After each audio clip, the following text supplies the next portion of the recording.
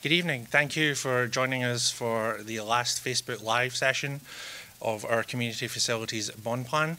My name is Gerard Durkin and I'm Chesterfield County's Budget Director, and I will be walking you through this evening's presentation as well as answering any questions at the end of the slides.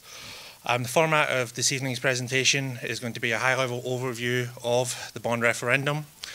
What is the financing source for that? What are the projects? What have we completed since the last referendum we had in 2013? Then just walk through the specifics of the projects and then what the next steps are of the bond referendum process. So what is a bond referendum? Well, as you're all aware, we have an operating budget and a capital budget that the Board of Supervisors adopt every year. The capital budget is on a 5-year horizon, and one of the largest components of being able to fund that is through general obligation bonds. This enables us to go out and build facilities that are needed in the community, from our police stations and fire stations to parks and recs and to schools. These are kind of long-range facilities that are very expensive to build and maintain, and is not something that can be cash funded on day one out the door. By being able to issue these general obligation bonds, it will allow us to do these improvements and additions to our facilities at the lowest available interest rates, even in the current market environment that we're in.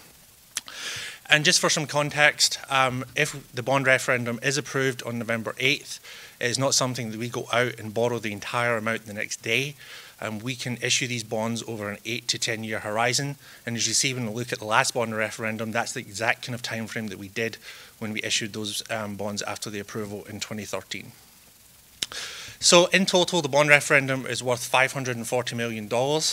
It goes towards 4 specific categories, which we'll walk through: schools, libraries, parks and recreation, and public safety. And there's a single ballot question that I'll also walk through that covers all of this debt for both the county and schools projects. So why is the General Obligation Authority important? Well, as you go for buying a house and you have the kind of credit underwriting process, as much as people have personal credit scores, the county has its own version of that through rating agencies. There are 3 main rating agencies that we work through: Standard & Poor's, Fitch and Moody's. And the highest rating that you can get assigned by them is AAA.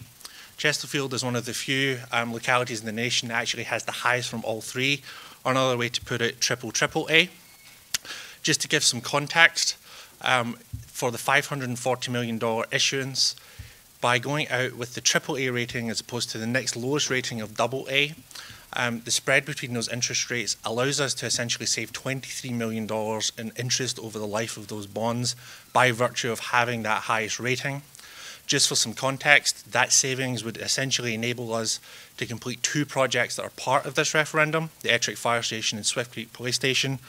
So by the Board of Supervisors continuing their conservative financial policies, it does allow us to borrow at those lowest rates that enables us to invest more proceeds into our facilities. So before moving on to the upcoming referendum projects, just a minute on the last referendum that we had. That was in 2013. It was largely focused on our school system, with 1 county project for the emergency communication system. I'm pleased to say that all, aside from the emergency communication systems, have been completed, with the emergency communication systems expected to be completed later on this year. And one thing I'll note on this slide is that I mentioned before, it's not something, if it's approved, we go out and borrow for it the very next day.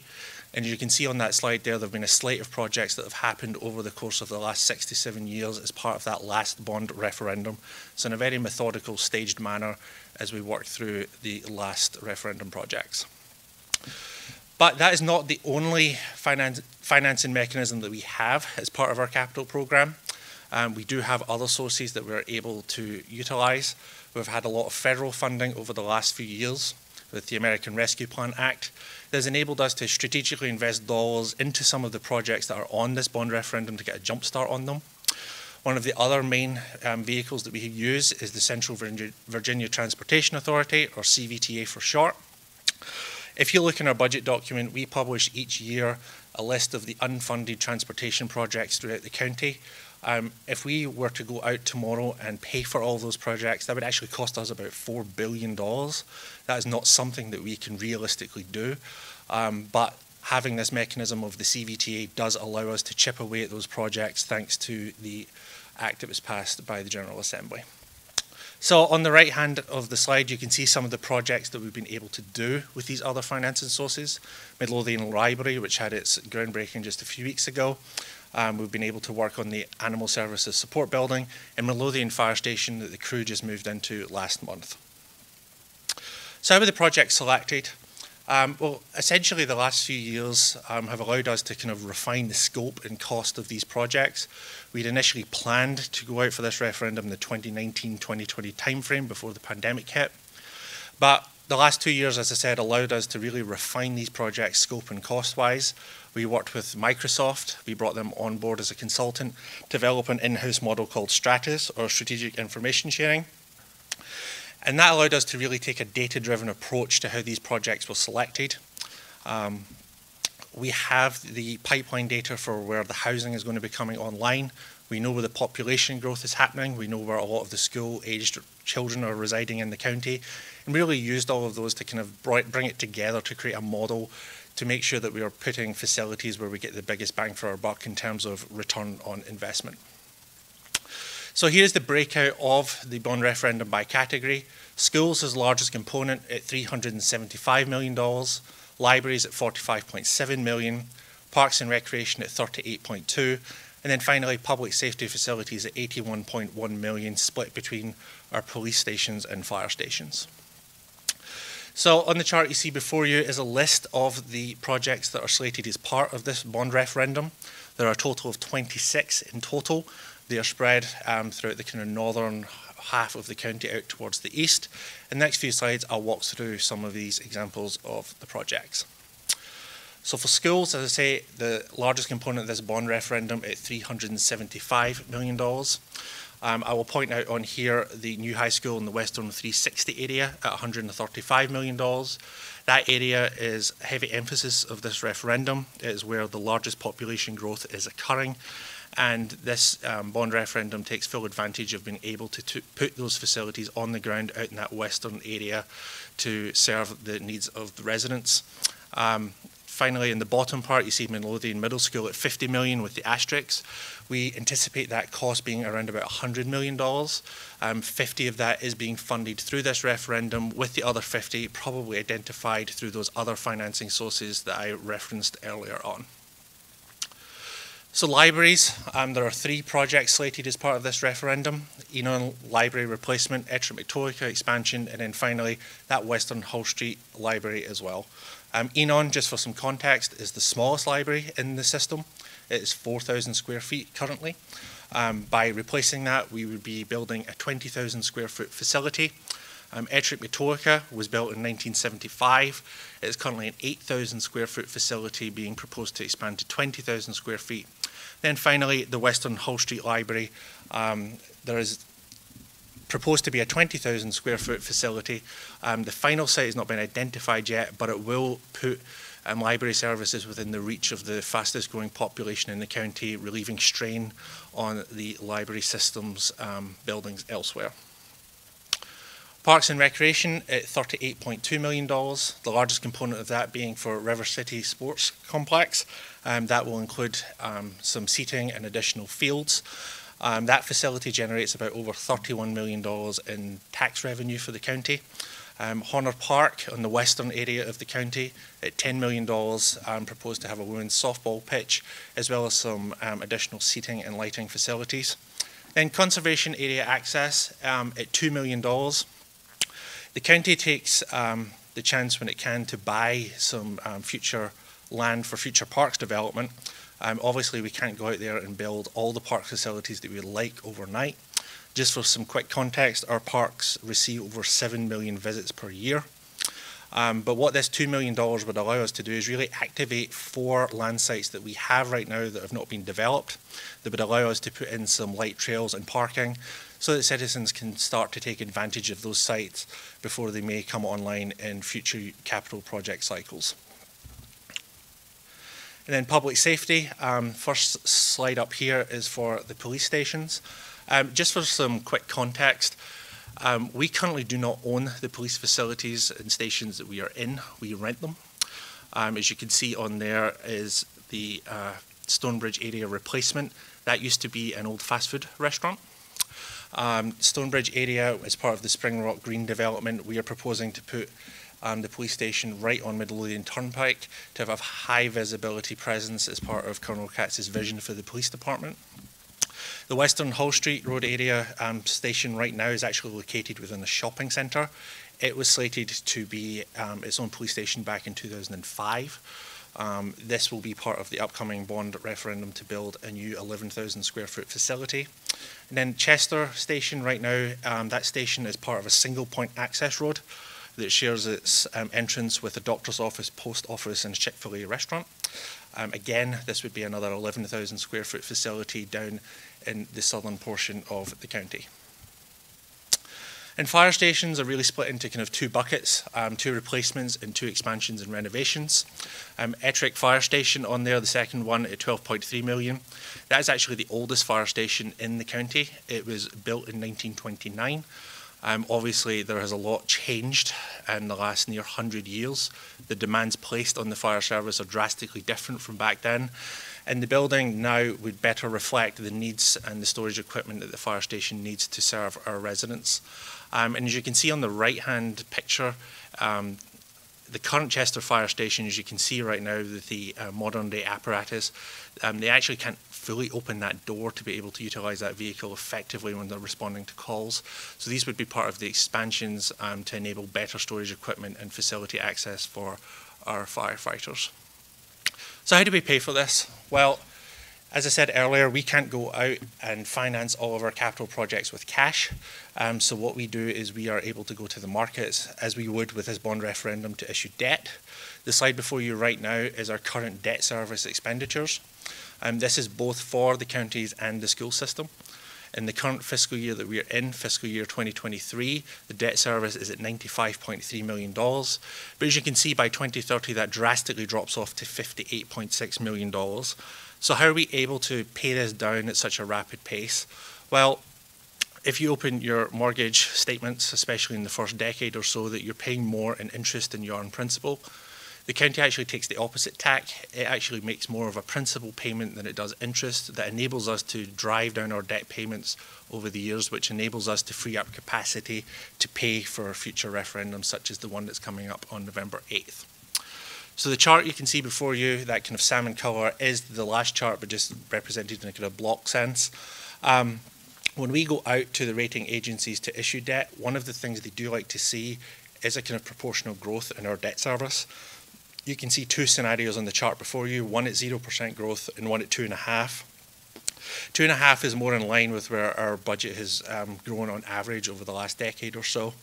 As you can see, by 2030, with the conservative planning that we are able to build into our budgets, we are well comfortably within that 2.5% growth, and that extra capacity would allow us to issue future debt through those other financing vehicles that I mentioned earlier. As I say, the rating agencies, it might sound kind of counterintuitive, do like to see our debt service go up. The short answer to that is, if we are not investing in our facilities, we are basically building up a long-term liability for our maintenance of those facilities, which would require larger payments to upkeep and renovate those facilities, rather than if we kind of took a steady approach of chipping away at them every year. By issuing those debt for those facilities, the rating agencies see that as a kind of very prudent way of upkeeping the facilities and keeping down longer-term future potential liabilities. So again, how do we pay for this? There are no personal property increases, there are no real estate tax increases, and there are no meals tax associated with the referendum. We are able to fund this referendum through the existing resources that we have built into our budget, even with the interest rate environment that we are in. So the slide before you right now shows you the ballot question that will be on the ballot on November 8th. You may be well aware that there are other localities that are separating their ballot questions into 4 single categories. The way that we look at this is we are one community. We build all the facilities as one, and so we've been working on this and refining this for the last 4 years. And this slate of projects that are beyond the ballots represents the kind of wide citizen base that we serve, and that is why we chose to go ahead and do the one question. As I say, voting yes on this election day signifies that approval of the Community Facilities Bond Plan. So tonight is the last main community event that we have. but right up until election day, we are available through a variety of mechanisms. We have a website, chesterfield.gov/bond. If you're part of any civic groups and would like us to come out, please take full advantage of our Speakers Bureau. We have a podcast and blog series that has been publishing every week for the last couple of months, and we do have digital and print materials. You can access all the digital materials on the chesterfield.gov/bond website. Then finally, some voting information. October 28th by 5 o'clock is the deadline to request absentee ballots by mail. November 5th being the last day of in-person early voting, with election day itself on November 8th. If you do need any more information on that, please go to chesterfield.gov/registrar. And with that, we will be happy to take any questions.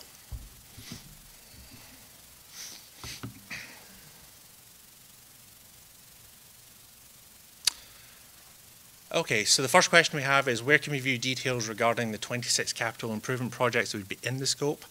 There are two main sites that you can go to that. There is, as I say, the website chesterfield.gov/bond, and also if you go to the Budget Department's website, you will see the CIP is part of our budget. It does lay out all of the capital projects that are in the current CIP, as well as those projects that are part of the referendum. Second question that we have is, why are we creating debt when all the best economists are looking at a huge recession coming up? It really comes back to what I said before. We have to maintain our investment in our facilities. By virtue of our credit rating, we are able to borrow at the lowest rate possible, even in the face of a potential downturn. Our annual debt service is shrinking, which gives us the ability to continue to afford that new debt. The third question is, what are the existing funding sources outside property and real estate taxes that will support the referendum? Well, there are about 100 plus revenue sources that the county has in its general fund. The largest components of those are the property and real estate taxes, but there are taxes including sales taxes. Chesterfield is a huge draw for people living here. It's the largest population in the central region. Sales taxes is a major component of that. All of those general fund revenue sources will be supporting the referendum. What interest rates are you assuming for these bonds? With rapidly increasing inflation, they're concerned that this will cost much more than forecast. Well, right now we work with our financial advisor every year as we develop our debt service, and we look at the current day's rates, but we don't go ahead and use those rates as we build that forecast. We build in a conservative assumption. It could be anywhere from the 4 to 6% range, which allows us to weather kind of any increased interest costs that may arise. One thing that I will say for some context is, when we go to issue this debt, we pay the prevailing rate on that day. It is not a variable rate. That rate that is assigned to those bond referendums, debt issuances on that day, is the rate that we will pay for 20 years, much like when you go for a mortgage. Therefore, there is an element of stability in there, as opposed to going out, what some localities do with variable rate debt. Are there profits associated with the development in the Western 360 area to help cover these schools and libraries? No, there are not. This is all going to be funded through the bond general obligation debt issuance.